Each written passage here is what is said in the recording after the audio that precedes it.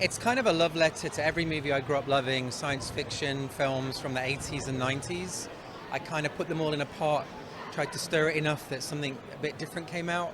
Um, it was really like, it's kind of a fairy tale, but hopefully has a lot of emotion. I was very inspired as a kid by films like E.T., where, I went in hoping to see aliens and spaceships, and I actually got pulled into this very like emotional journey with these two characters, and I was trying to sort of do a nod to that kind of film.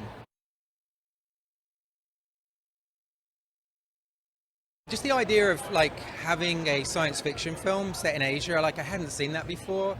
It was like that perfect, like James Cameron had taken things like the Vietnam War and put it into space with aliens and Avatar, and the idea of taking science fiction and putting it in the paddy fields of Southeast Asia was like something that felt like it was missing on the Blu-ray shelf.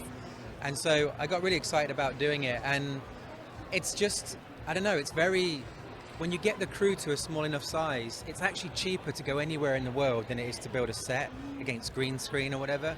And so the idea was like, let's just go to the best place in the entire world. And we went to like the temples of, in the Himalayas. We went to like floating villages in Cambodia, jungles, in Thailand and everywhere. And then shot the whole film as if it was a modern day film. And then afterwards with Industrial Light and Magic, who do like Marvel and Star Wars, did all the visual effects to make it like the future.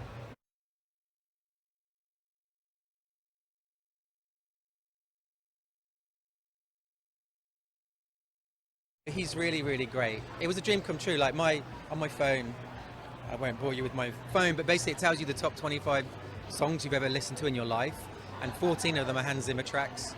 So I was like, oh, we got to try and get Hans. And I thought it was going to be impossible, but we did this little test and showed it him over Zoom whilst we were filming in Thailand, and he was like, I'm in, let's do it.